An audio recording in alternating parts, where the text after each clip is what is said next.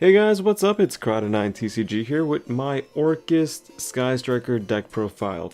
I know this is not really too much of an exciting video essentially, but I want to show you guys what I'm running in my little tweaks to the deck that's been topping pretty much here and there and everywhere.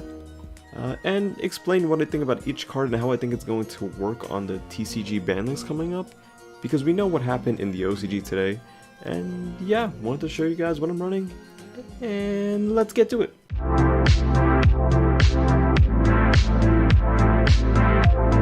I can see why this card went to 2 in OCG. I think in TCG it will likely go to 1, possibly 2 as well.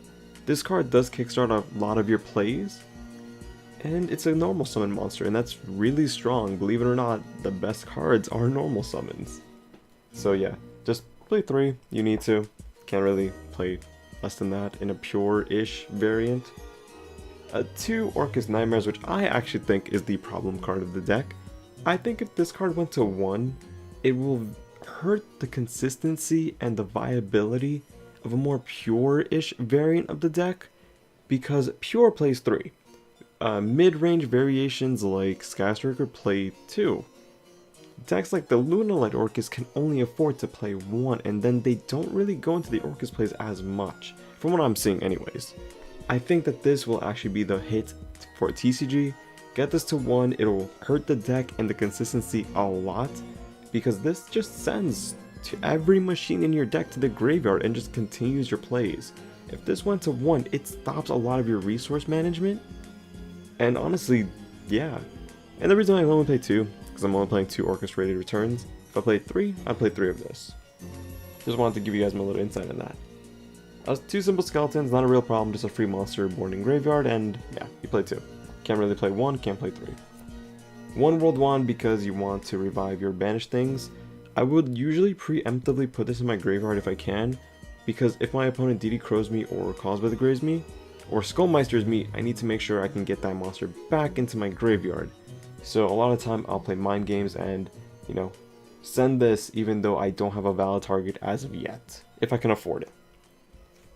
1 Gizmek because he's an honorary ORCUST monster. Really strong, really helps with Zoroboros as well in your extra deck. Moving on to normal summons, we play 2 Mathematicians. I do like Scrap Recycler a little bit more, but there were too many circumstances where I would actually draw from Mathematician dying, and that draw was basically the reason why I won. Because, you know, draw from battle phase and then draw for your turn, that's just 2 free cards. It depends. I just don't think that Scrap Recycler is better than Mathematician as of right now, because I think Scrap Wyvern leads you into more potential, you know, hand traps, ashing, you know, just more interruptions. I think Mathematician's clear, you can only do one thing, you're not going into a whole different set of plays. Definitely just play 2. Just because you're playing, you know, a Dark Grepher as well, which yes, I guess he could be special summon, but more or less you can be normal summoning. And 1 Armageddon Knight because, again, these are your senders from your deck. Moving on. For the hand trap lineup, I play 2 Phantasmes, 2 Ash, and 2 DD Crows. The reason for my 2-2-2 lineup is because I don't want to see multiples of any of these in my hand, especially if I'm going first, which is the primary focus of the deck. If I'm going second, then sure, I can up the Ash and Phantasmes to 3, even the DD Crow to 3, but I'm not. And for that reason, at least for myself, I don't want to open up 2 Ashes and then go, oh, now the third one is what I'm going to draw for turn. I think this is fine. I wouldn't change this personally. I might, you know, the only thing I might ever want to change is DD Crow into Ghost Ogre or even Skullmeister. I think Ghost Ogre is very underestimated this format, especially when I was playing Invoke. No one expects it, you pop a monster, and then they're just stuck looking at you like, what do I do now? But I think, you know, DD Crow, at least for right now, with all the decks being graveyard focused and targeting, it's fine to keep. For your draw engines, you're playing 3 Allura Darkness. It's really good. I can see why the OCG put it to 2. It's very generic for Orcus and Thunder Dragon, and for a lot of rogue decks which don't really use it as much. It's unfortunate that this card, you know, due to Orcus and Thunder Dragon, is going to get limited likely, or even semi-limited in TCG. I don't think they're going to let this run free. It's too free of a card, it's too good of a card, And if you know if it just stays at 3, then I don't know. Personally, I would like it to stay at 3, but it's a very generic card, and I can see why it would, you know, get hit here as well. And then 2 Orchestrated Return, as I mentioned, this will always correlate to how many Nightmares I'm playing. If I'm playing 2 Nightmares, I'm playing 2 of this. If I'm playing 1 Nightmare, I'm playing 1 of this. I need to see an ORCUST monster in my hand along with this. There's very few times I want to actually set this off Galatea on my first turn, unless I already have the field card or the trap card. This is kind of like my third option, unless I'm like, oh hey, I need to dig for that extra card to do something. But a lot of the time, this is like turn 2, turn 3. Unless I hard draw it, then yay, I'm happy. Now, for the unfortunate engine that we have to play, 3 Sky Striker Engage, 1 Afterburner, 1 Shard Cannon, 1 Afterburner, and 1 Hornet Drum. Widow Anchor, Shard Cannon are MVPs of this deck, honestly speaking, as much as Engage isn't fantastic for the draw. And there were a lot of moments where I would draw Engage off Engage. I understand now. But I think that the right play was what a lot of people were saying. Ban this outright. This becomes a less viable engine. But honestly speaking, I don't think so. I would still probably just cut out the 2 extra deck monsters, Shizuka Kagari, up jamming waves to 2, and this is still viable for me. But that's just how I play. But yeah, free special summon, normal summon your Harpour, and congrats, you have full combo. And I know people sometimes are iffy on Afterburners. You can always put this up for a second jamming, sorry, not second jamming waves, but a second Shard Cannon, or even jamming waves if you're facing a lot of back row. Personally, I like Afterburners because it does get me out of sticky situations, or bait out plays. For back row removal, we're only really playing 2 Cosmic Cyclones. Technically speaking, and theoretically speaking, Twin Twister is better. You want cards in the graveyard, but I don't want to be in the position where they call by the grave me, and that sucks. Even though it's like, hey, this is only hitting 1 card, you're not losing a card and a Twin Twister just to lose your entire play. It sucks to say, and it's like, hey, you're still going to get called by the grave if you don't hit it, but this also stops ORCUST plays, this stops sometimes even a Salad plays. They just can't continue without the field card. It just depends really on the deck, the matchup, and how impactful that 1 banish is. Moving on, for the 1-ofs of the deck, we're playing 1 Babel because you can recover it and it's fine, 1 Foolish Burial because everything works in the graveyard, 1 Reinforcement because you have 2 warriors, you need to see it, and 1 Upstart to make the deck 39. For obvious reasons, these are all 1-ofs because they're limited to 1, and Babel because you don't need more than 1. We're playing 2 Impermanents and 1 Crescendo. Similar situation for Impermanents. The reason why I'm playing the 2-2-2 and I guess 2 lineup is because I don't want to always see it. You know, if I'm going second, that's when I want to see those 8 cards. If I'm not going second, I probably just want to see Impermanents, and that's about it. And Crescendo, if I draw it, then good, I'll just search Babel and continue my plays and have 2 basically interruptions.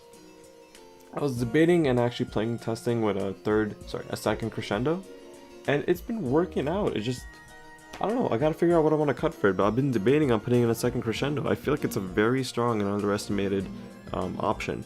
You set it on your turn, and then on your opponent's turn you set the second one. That way you have an interruption for their turn and then 1 for your turn.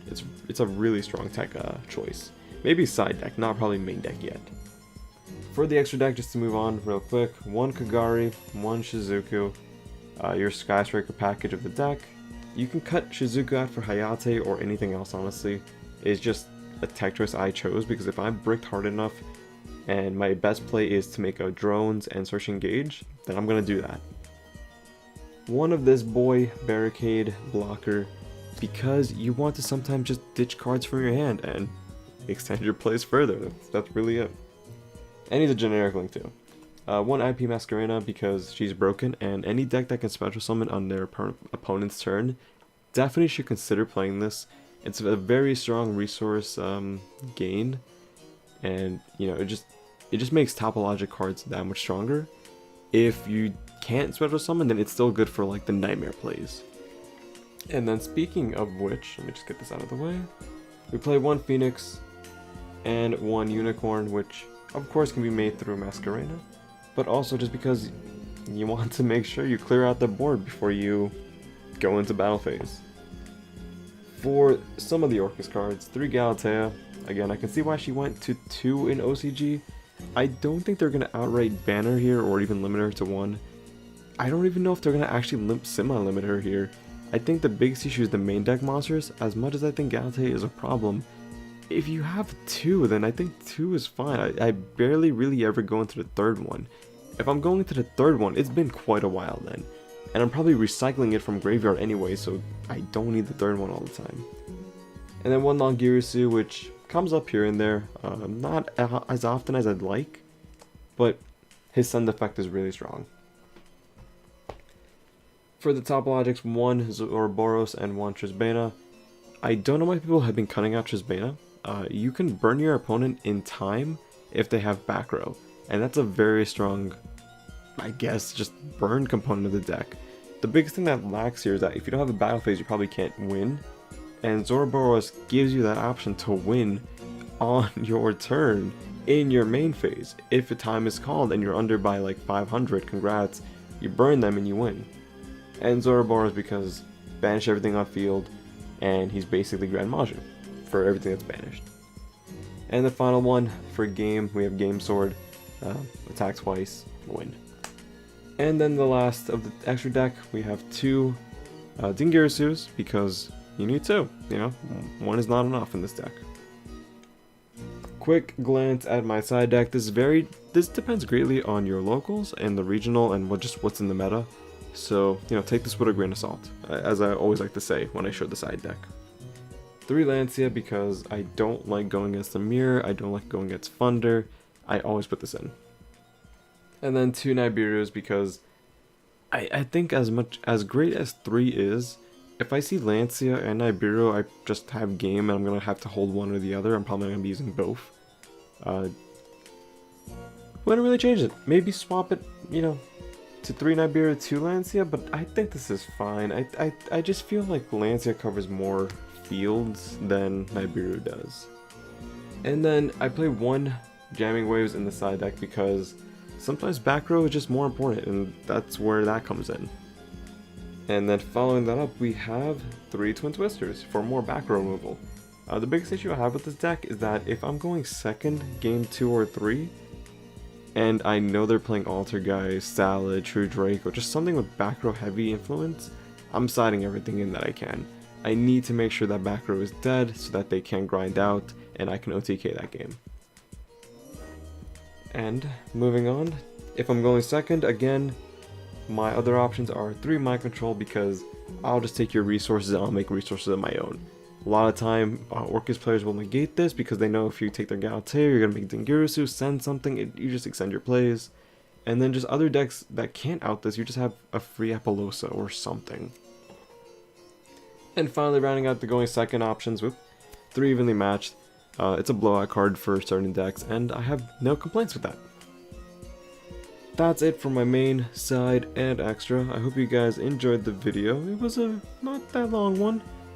Yeah, playing ORCUST right now, just wanted to give it a shot, and yeah, if you have any questions, let me know down in the comments below. I'd be happy to answer them. And I hope you have a great rest of your day. Take care.